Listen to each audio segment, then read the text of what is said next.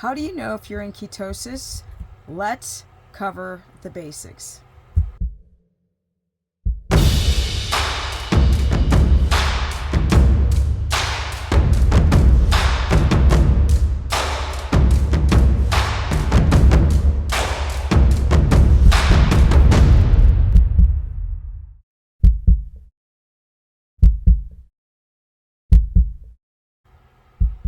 What's up, everyone? Let's get into this subject right away because I've got too much to do. Ketosis, the basics. How do you know if you're in ketosis? This is a question I get all of the time. It's a hard thing to define. Now, you can go and do a Google search and ask, how do you know if you're in ketosis? And they'll say things like you burned stored body fat and you've got a ton of energy. But it's way more complicated than just those simple concepts.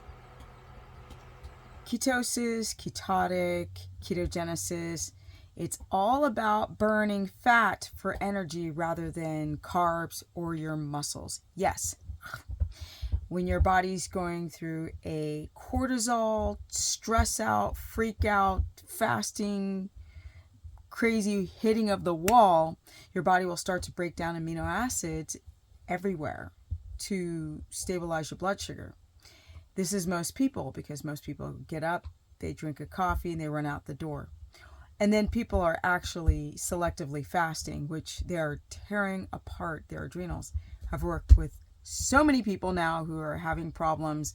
First, you're in denial because you're losing weight on a scale, and then eventually you're like, okay, I'm not looking well, and my weight's not budging, and I lost weight at first. So what? Basically, why would you need to fast when you could just be in ketosis? But the problem is, and all that noise in the background is my puppy. The problem is most people don't even know what it's like to be in ketosis.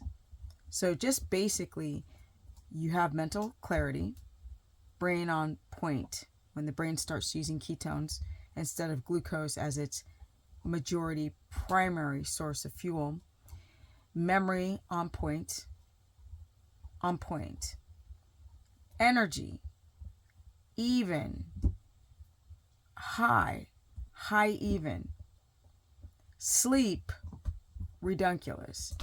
The gut wall begins to seal up and heal because now you're not going through the blood sugar swings. And ultimately, and of course you heal from the inflammation and whatnot. And then ultimately, your body learns how to use fat as energy, of course, rather than your muscles. Proteins in the body. I've spoken about this so many times. Your body can take protein from your skin, the collagen, anywhere where there's protein, really, can tear apart your reproductive system. People are trying to figure out why they're not gaining muscle. I'm doing so many consultations where people are underweight, fasting, and their muscles are like, help me. You don't need to go through any of that nonsense and jack up your immune system. All you have to do is get into ketosis. So let's go more into it. Let's be perfectly clear. Ketogenic diet. So keto is short for ketogenic or ketone. A ketone is a unit of fat from your restaurant, of your belly, or wherever you want to lose body fat. But it's very difficult to get into ketosis because we are so stressed out today that stress creates sugar in the body. Body eats itself, you raise your blood sugar. You fast and you break down proteins and you raise your blood sugar. This puts a stress on the body. And I've explained this in so many videos that your body does not like to just burn body fat, because when it's stressed out, it thinks there's famine, there's a lion chasing you. You need to store as much fat as possible. And that's my puppy. You need to store as much fat as possible in case there's a famine. You need to have that energy. And within your own fat, you should have fat-soluble vitamins and no toxins, but because modern humans are so toxic, people who try to compare the modern human to the hunter-gatherer fasting person, I'm like, no, completely different animal. You can experience the benefits of autophagy, that tooth fairy mythological creature, Santa Claus, but you can experience cellular health, cellular cleanup, methylation when you're in ketosis. But so many people have a hard time getting there because their fats are too low, their protein is too high.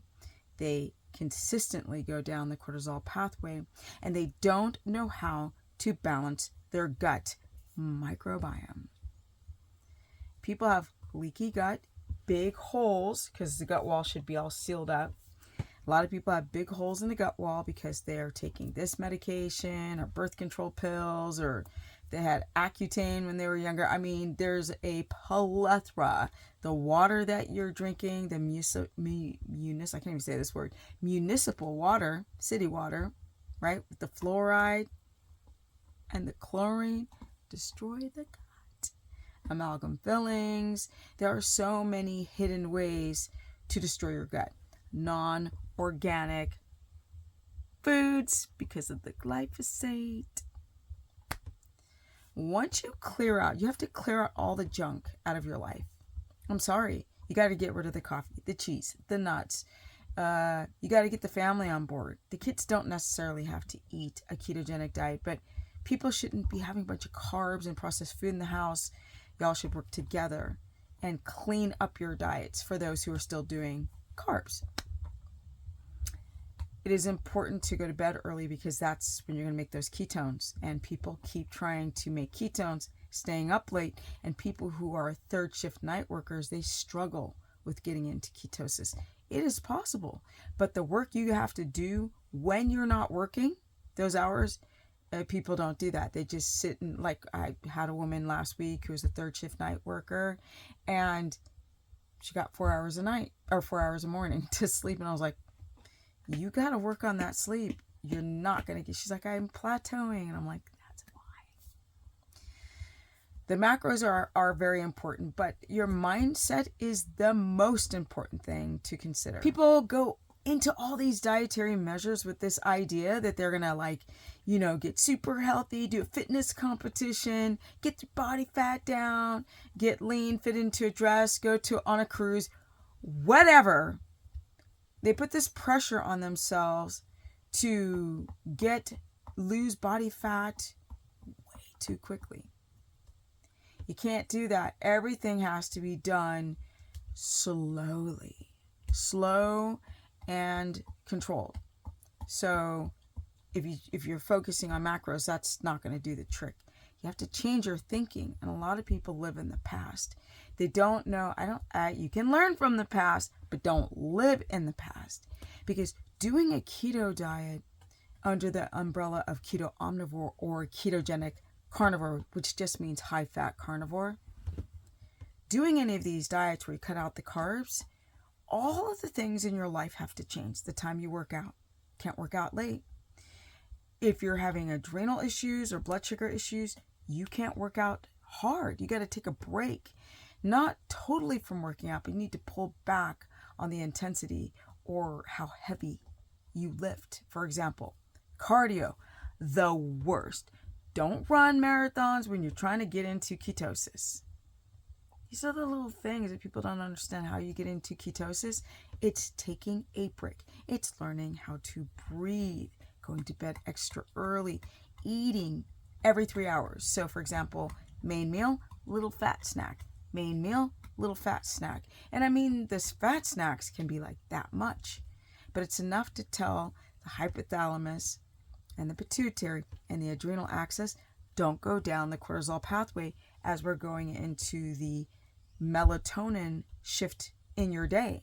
That's the problem between whatever time you wake up in the morning until around 2 to 4 o'clock. There's a hormonal shift in your body where melatonin wants to spike and cortisol's got to go down, but you guys keep pushing your body beyond what it can handle and the cortisol spikes. and you wake up in the middle of the night, you think you gotta pee, but you don't gotta pee because your ADH is low and this is the antidiuretic hormone. There's a lot of little moving parts. But once you understand those moving parts in your individual life, because people are like, just put a meal plan together. I go, nope. Got to work on changing your thinking first. Because that attitude, not y'all. Some people have the attitude that is, they don't do enough self-love. It doesn't matter if you've got histamine super bad or mast cell activation or SIBO or migraines or any type of inflammation. Let's say if you have leaky gut, it's going to take you from 3 to a year for that gut wall to seal. It depends on the level of damage and your dedication. And I'm telling you, most people want shortcuts in life. You're not going to get there with shortcuts. So I recommend that you get your protein under 100 for men, under 70 to 75 for a woman, depending how tall she is, how active she is, and the lean muscle she has. But I run a page where I coach people on whatever diet they're trying to do, either carbs or keto or carnivore, because a lot of people want to like transition between them, like, oh, my gallbladder's jacked up, so I'm going to do low carb, or my thyroid or my blood sugar, and then they want to go into ketosis land. So I really put together programs and lives and all types of interaction with that crowd to get people on the right path. But to get into ketosis, that fat's got to be super high. You cannot scrimp on the fat, because you can go and test your ketones one day and they're at a like 2.8. And a week later, they're at a 0.8. And I keep seeing this with people because, of course, I've been coaching people for years. So all of these things I mentioned in the video, they're everything. You will get into ketosis if you get all the junk out and the coffee out and the nuts out and the cheese out and the sour cream and the alcohol and, yeah, I'm checking on the liver and the puppy. Like, don't try to eat my liver. If you get out all of the nonsense and also the negative thinking in your head, stop using weight loss as your goal, but being healthy from the inside out. But once you get your macros correct, and everybody's different, once you go to bed early, once you get your exercise all sussed out where you don't train too hard in the beginning, you don't train too late, you are exposed to the sun, vitamin D, grounding, getting all the toxins out, finding clean ass water, and regulating your electrolytes, you will get into ketosis. I don't care where you came from or how fracked up you were before. It's just such a tiny percent of people who are willing to do the work. That's the problem.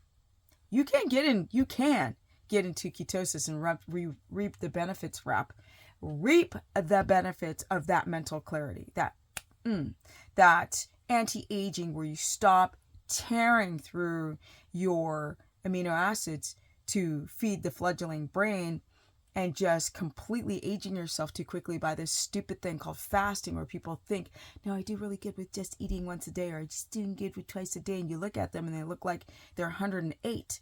It's just like the denial mirror is so huge. People look in the mirror and to themselves, they're like, oh, I'm fabulous. I lost 50 pounds. But to us, we're like, dude, what happened?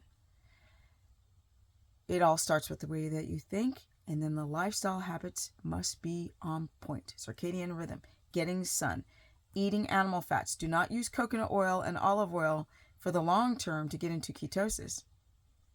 No. Or MCT oil. Animal fat. Do not eat the same thing every day. You got to learn how to rotate. But I'll keep doing more videos on this subject. I hope this helps.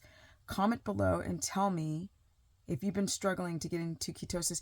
Use a glucometer. They're so good. Glucometers are bomb. Yes. And I got a ton of videos explaining the numbers. And I'll keep doing more. The challenge will be in January. I'm finally getting some help on it. So I will release the sign-up date soon. And I'm out. StephaniePerson.com if you need a consultation. And if you want to sign up for my course, a monthly subscription, You also sign up through stephanieperson.com. My Instagram is Stephanie Ketogenic, and my Facebook fan page is Stephanie the Business Person. And why didn't just call myself Stephanie Person on every platform? Well, it's because I'm a Gen X old mother sucker. I didn't think about it until now. So I'm about to go and just make everything Stephanie Person, not Stephanie Keto Person, because now I cover all 3 diets and health and lifestyle. And I cannot wait to get this house done, because I'm going to have gym equipment in the beginning in my home. And then I'm going to build a little gym, and then I'm going to have a kitchen, and I'll be cooking, and I'll be doing workout videos as I'm teaching you guys how to stay young and healthy at 56, as soon 57, and then on to 60. Somebody said in my comment section, "You're excited about it." I'm like, you darn right.